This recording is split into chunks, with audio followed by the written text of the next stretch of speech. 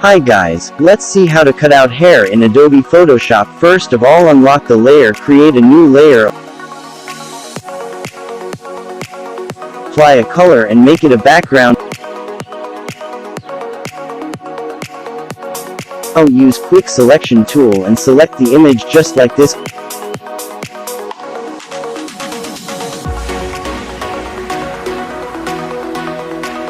Click on select, then select and mask.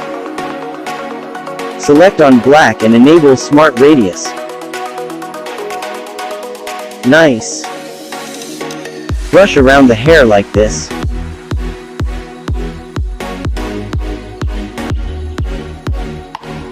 Now in the output option, enable decontaminate colors and set the value to 80% and hit OK.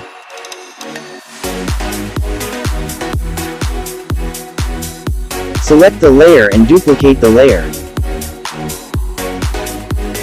Now hide the background to see the result. Perfect. Thank you for watching and don't forget to subscribe.